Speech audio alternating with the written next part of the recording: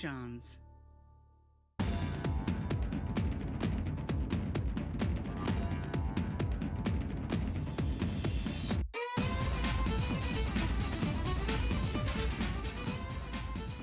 Hello, everyone, and welcome to another episode of Out of the Fog. I'm your host, Laurabel Mba.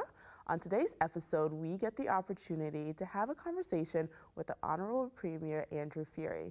Can't wait to let you see a little bit about what we get to talk about. So sit back, relax, and we'll be right back.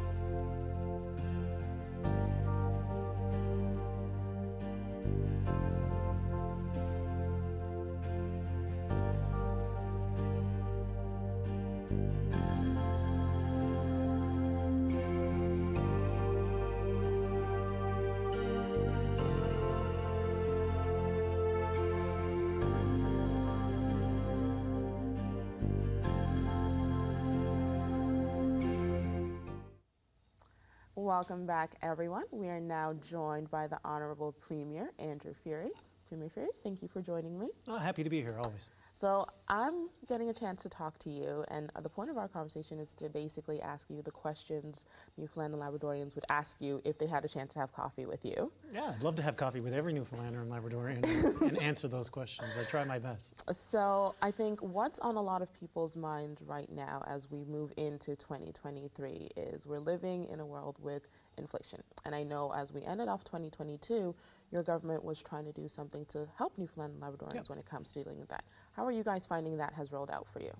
Well, you know, we like to think that we've put a lot of thought into it and have been responsive and responsible in the use of public funds to help smooth the inflationary pressures that families are feeling and individuals are feeling across this province. It started, if we rewind back to this time last year, some of my year-end interviews, inflation was one of the things I was most concerned about, and how sustained it was going to be, and no one knows. I mean, you know, most of the pressures and the etiology of inflation is beyond a provincial or subnational government's control. So you do have to be responsive, but you have to be, you can't wait too long, you can't go too short, and you have to have a suite of measures that you can help address. So we started looking at it from a program perspective. So, you know, what programs do people use in the provincial control that we can use to help offset the cost of inflation? So we looked at supporting those most vulnerable, of course, first, increasing the senior supplement, increasing income support. And then we said, okay, well, there's still that doesn't necessarily touch the middle class. And so we want to make sure that we're supporting the middle class, who is also feeling the inflationary pressure of groceries and gas and everything else. So we looked at and implemented cutting motor vehicle registration in half and taking the tax off home insurance. So that was the first suite of measures. And we said at the time that we would still be open and I think prudent and responsible to do so to other measures should they be required given the world scenario and the Canadian scenario specifically. So over the, you know, then we moved towards recognizing that this may not be enough immediately, so we cut the price, we cut the gas tax. And that was controversial with some of our federal partners, but we were able to do it. And then moving on beyond that, we realized that people, you know, who are still on furnace fuel as a source of home heat, were going to be under incredible pressures because of the geopolitical tensions, if nothing else, around the world, driving the price of petroleum products higher. So we offered the home heat rebate, and that was very successfully used. Still going into the fall, recognized at that point our provincial coffers were in a different position than we had predicted, largely because of taxes paid by the citizens of the province. So how do you take those revenues then and make sure that people get some of that back? not creating a structural program that would be beyond the scope of being responsive if, for example, inflation stops tomorrow. And that's why we took some of the surplus we had and used it to give $500 back to people so that it had an immediate impact. And I know that, you know, some people, there are criticisms, and that's fine. We can take those. But I think that we had the best package. And at that point, I wanted to implement something that wouldn't be structural and recurring from a budget perspective, because that's often harder to undo for political pressure reasons, for other reasons that could be complicating the decision matrix. So those are the measures that we put in place. I know that people are still feeling the pressure. We feel the pressure. We know that people are still anxious and stressed about the day-to-day grocery bills, and we will be continuing to look to do more. But you can't forget that we also, every year, because of the deal that we did with the federal government on Muskrat Falls, we are mitigating electricity rates. And you're starting to see, whether it's in other countries like in the United Kingdom or in other provinces, you're starting to see electricity rates go significantly higher given the inflationary pressures. We were able to mute some of that and smooth it because of the deal that we did collectively, the $5.2 billion deal, $3 billion of new money for the people of the province, and ensuring that they didn't have the electricity rates doubled because of Muskrat Falls. And you can imagine the situation if we hadn't done that, where you had inflationary pressures compounded by electricity pressures because of the Muskrat Falls project. Okay. So when we talked about going through all the things that your government was able to do for those Newfoundlanders and Labradorians when it comes to the cost of living, I'm wondering, for the people who fall outside, so those who are unhoused and those who are living in shelters and kind of dealing with people who don't have a place to call home, how are we helping support those populations? And yeah, so some of the initial programs that we announced impacted them directly, like increasing the income supplement by 15%, and ensuring that some of the programs that we have in place, we do have a large suite of programs already existing that we continue to fund to ensure the most vulnerable in society are looked after. Can you do a better job? You can always do a better job, and frankly, every government should aspire to do a better job. And it's something that we continue to look at. One of the key components of any good government should be looking after the most vulnerable in society. And we believe we have a suite of measures. Can they always be improved? Absolutely. Any government policy or instrument can always be improved, given and reflecting of the society in which we live and the pressures that exist globally and locally. so as we talk about things needing improvement and working to improve things, the world is currently in a healthcare crisis. It is. That's not something that's just localized to our province. But we're seeing some real issues within our province when it comes to healthcare, both physical healthcare and mental health care. What are you and your government trying to do to mitigate those issues? Yeah, so certainly, as you suggest, it's a global issue, but I think it would be wrong for any provincial, subnational government to ignore the issue, and we haven't. We've been, if you look at where we started, I would argue that we're ahead of some other jurisdictions, because despite the challenges of the pandemic, despite the Department of Health being fully seized and occupied by the pandemic, and rightfully so, I knew, coming as a healthcare professional, that the system was broken and was going to need to be addressed from a systems perspective.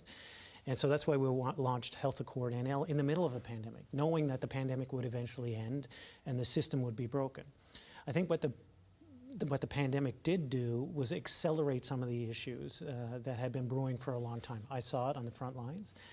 And I think now is the time to address those issues. So what we've done is we've taken the principles of the Health Accord and seen how we can use those to better the health of Newfoundlanders and Labradorians. Some of that is investing in infrastructure. Some of that is investing in human resource capacity. Some of it, by the way, is investing in some of the social determinants of health to ensure that people don't end up in hospital. I mean, that's the best way to address healthcare is to make sure that we're addressing the social determinants of health. Because if you look at the healthcare expenditures over the years from a national perspective, the expenditure in health, the delivery of health, has accelerated significantly. The expenditure in social programs has remained largely flat. They are not mutually exclusive. In fact, they are intimately linked. If you're not investing in the social programs, like we just extended universal basic income for children coming out of care, for example, that gives them a basic income that they can rely on.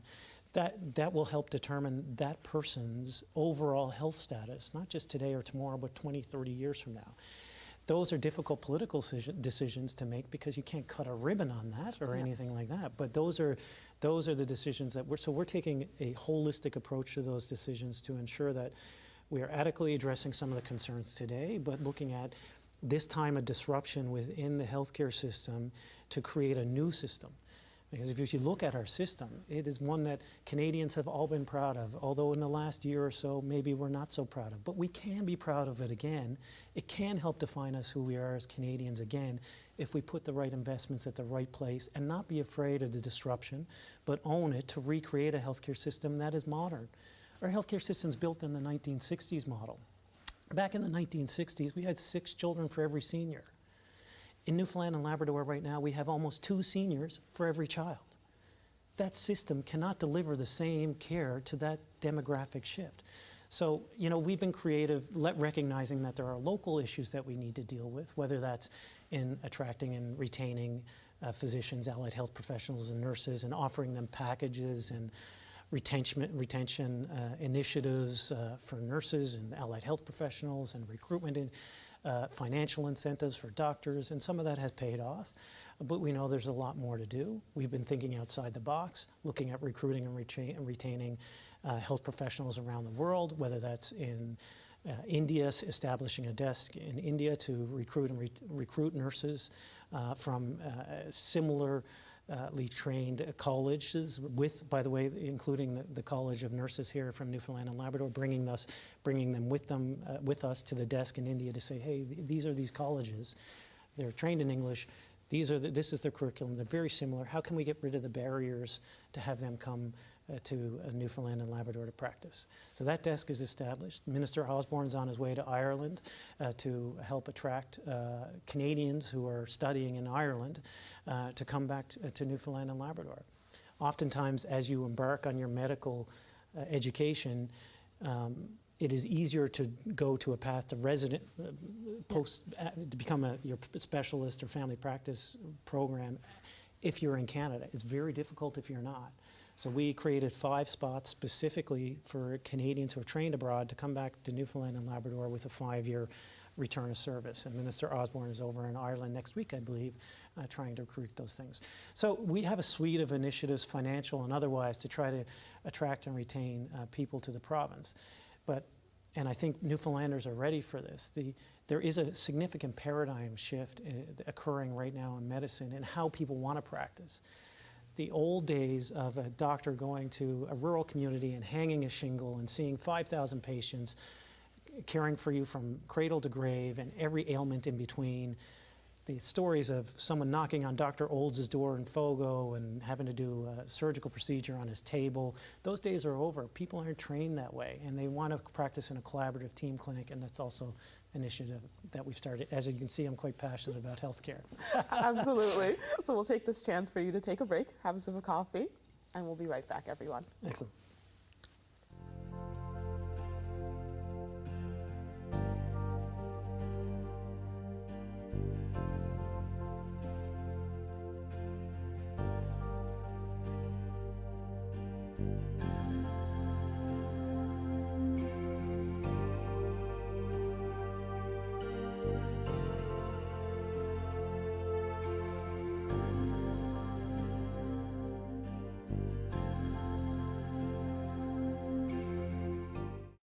Welcome back, everyone. We took a minute to catch our breath because we were talking so much about some things that are very important and interesting to all of you watching. So you mentioned a few things, Premier, that I wanted to kind of reel back on. When you talked about the fact that our population is aging, and in order to meet the needs of Newfoundlanders and Labradorians, we're having to call people in and we're having to bring people in, and immigration being a big part of that. So the faces of Newfoundland and Labrador are beginning to look much different than they did a few years ago. And we're Doesn't that bring a smile to your face? It brings a smile to my face. It brings a smile to my face, but it also brings a little bit of a concern to my face, just because the experiences of those who look a little bit more like me and a little bit not like you are not the same as those of the people who've been here for many years. So with immigration coming in, how is your government creating a space so that people coming in who are making Newfoundland their home and want to call Newfoundland their home feel comfortable? Because for racialized folks, when we come in, usually we're coming in for university or coming in for some other thing. We're doing the training, but we're not finding comfort here and we're leaving. And with an aging population, that's not going to work for sustainability. Yeah, absolutely.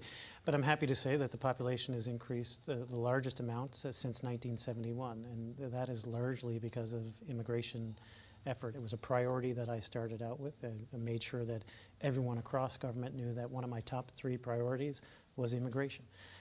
Because everything, if you look at the opportunities afforded to Newfoundlanders and Labradorians, old, young, new, historic, we can't capitalize on that unless we have the people here. And I do believe there's incredible value in having a diverse, productive society, and we made it a priority day one, and we've seen some of the results just in a short period of time. There is no question that there are challenges for racialized people moving to what was largely a homogenous population for many years, largely. And I think we as a government recognize that and want to help along the way accommodate the diversity, owning the diversity, by the way, as something to be proud of, not something to be celebrated, not something to shy away from or try to ignore, but to lean hard into it as this is something that can change the society. This is something we need. This is something we need to grow, not just as numbers, but grow as a society to be more diverse.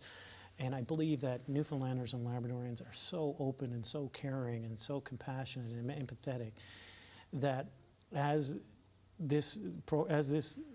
we further develop this immigration and as we further see the impacts of racialized and non-racialized immigrants coming to Newfoundland and Labrador, I'm hoping that this conversation for whoever is going to be Premier in 10 years will be very different than I understand that there are issues, and we're driven to try to fix those, to make sure that they don't exist, and working with racialized communities to ensure that we recognize, because I don't know necessarily and I would never pretend to know the challenges that someone of a different race faces here in Newfoundland and Labrador.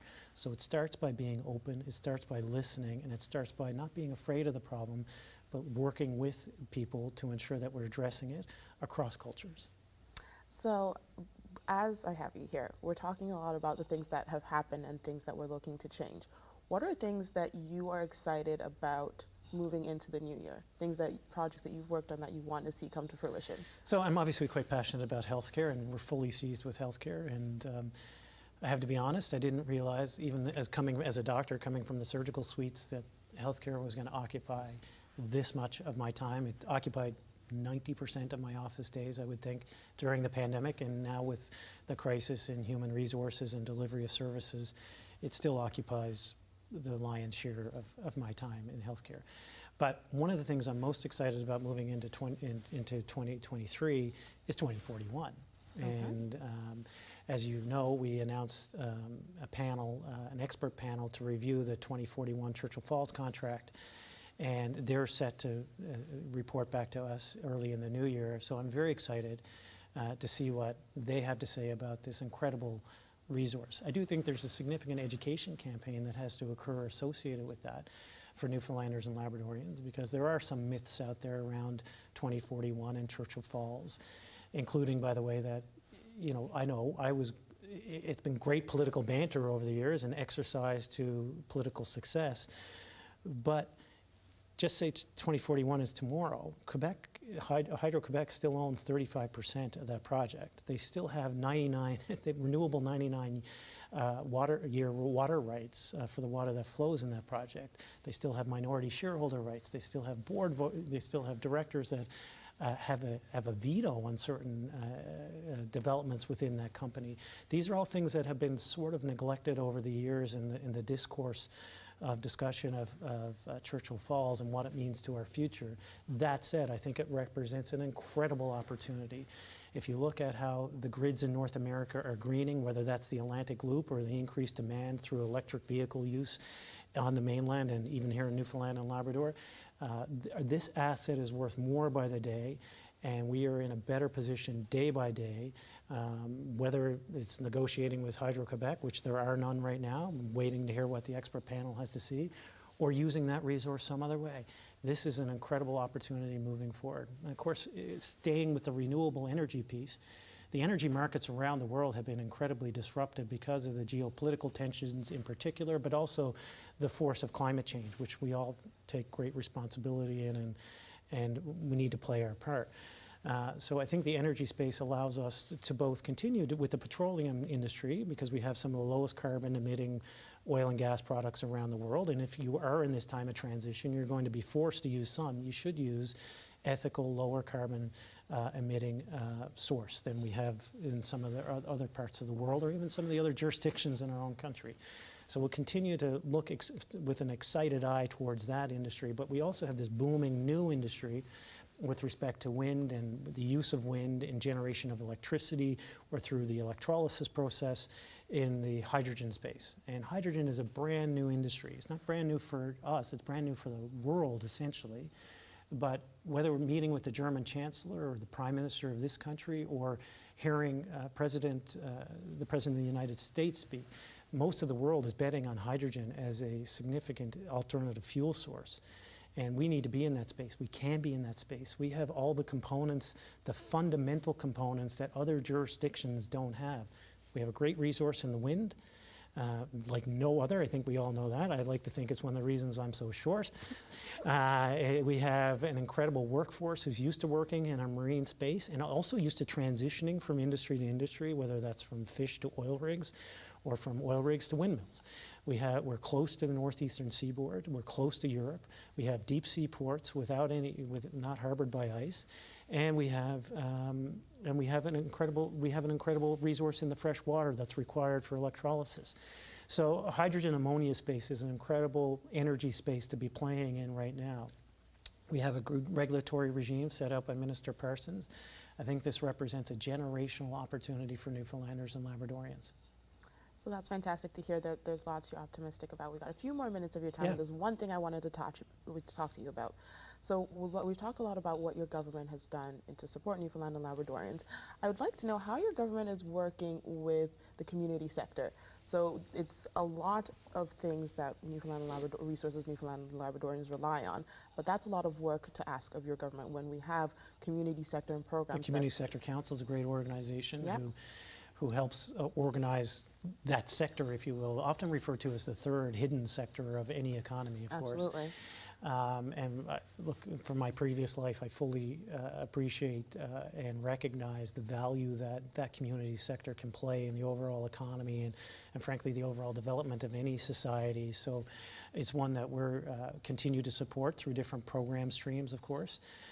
Many different program streams and funding, whether that's through funding opportunities with Choices for Youth, the Gathering Place, other community sector players, and we're committed to doing so. But I think between Minister Cody, Minister Abbott, and myself, we fully recognize the value, the hidden value often that this space brings to society and to the economy in Newfoundland and Labrador as a whole.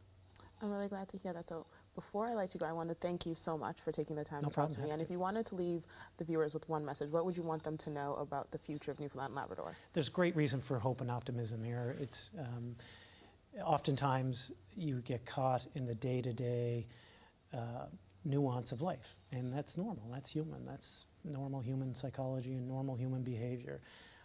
Sometimes you just need to stop and look around to see what incredible opportunity we have here. And sometimes it takes somebody else to tell you that.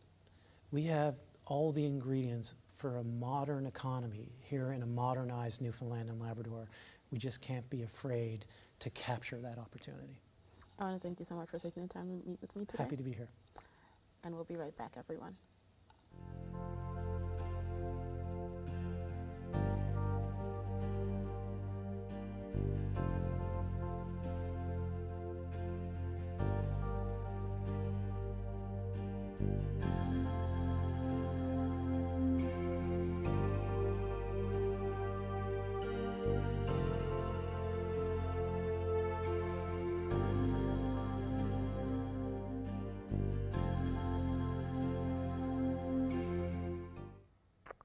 Well, I'm very thankful to the Premier for taking the time to sit down and talk to me today about some of the concerns Newfoundlanders and Labradorians have about the province, the future, and where we are as a society. I want to thank you guys for tuning in and spending this time with me. And I can't wait to see you guys soon on the next episode.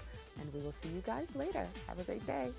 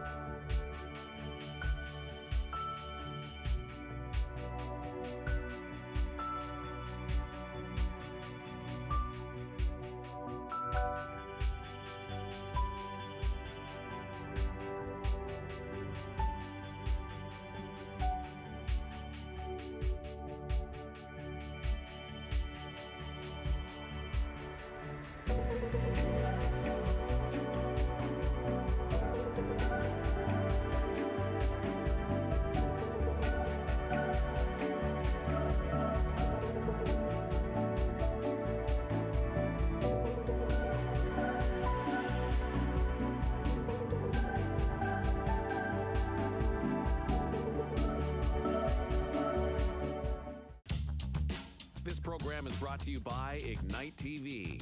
Now you're in command. Visit Rogers.com for more details.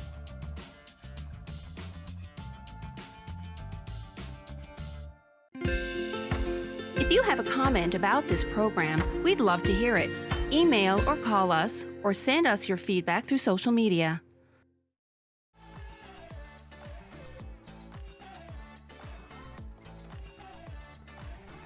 With clubs, leagues, and